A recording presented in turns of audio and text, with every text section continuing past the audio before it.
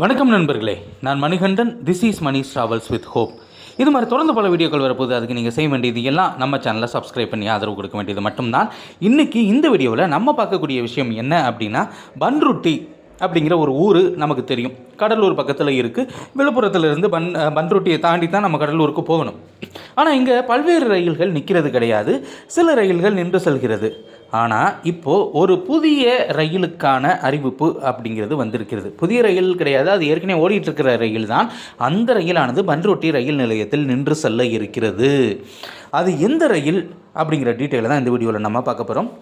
வர ஆகஸ்ட் 18ஆம் தேதியிலிருந்து இந்த மாற்றம் அப்படிங்கிறத கொண்டு வந்திருக்கிறாங்க.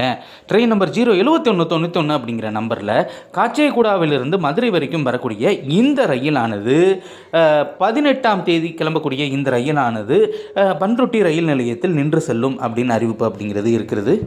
18ஆம் தேதி திங்கட்கிழமை 8:30 மணிக்கு காச்சேகுடாவிலிருந்து கிளம்பக்கூடிய இந்த ரயிலானது மறுநாள் விழுப்புரம் வழியாக பன்ருட்டியை வந்து சேரும். பன்ருட்டியில் இந்த ட்ரெயினுக்கான டைமிங் அப்படிங்கிறதையும் கொடுத்துருக்காங்க. ஈவினிங் 4:43க்கு வந்துட்டு ஒரு நிமிஷம் நிறுத்தம். ஈவினிங் 4:44க்கு கிளம்பி அதுக்கப்புறம் இது தஞ்சாவூர் வழியாக சென்று திருச்சி போய் திருச்சியிலிருந்து மதுரை வரைக்கும் செல்லக்கூடிய ரயிலாக இருக்கிறது.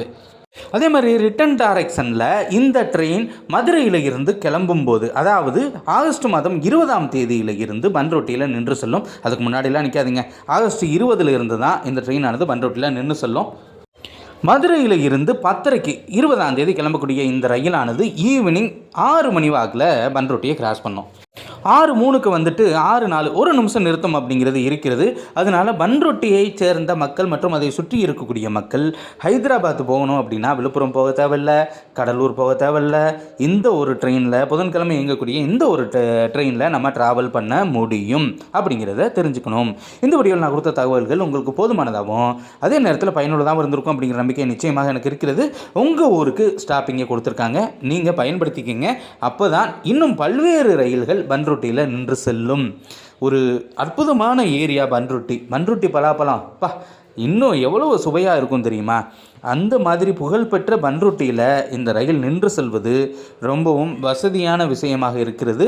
இது மாதிரி தொடர்ந்து பல ரயில்வே அப்டேட்டுகள் உடனுக்குடன் நம்ம சேனலில் வந்து சேர இருக்கிறது. அதற்கு நீங்கள் செய்ய வேண்டியது எல்லாம் நம்ம சேனலை சப்ஸ்கிரைப் பண்ணி ஆதரவு கொடுக்குறதோடு நிறுத்திக்கிடாமல் லைக் பண்ணுங்கள், ஷேர் பண்ணுங்கள். அடுத்த வீடியோவில் பார்ப்போம். நன்றி, வணக்கம்.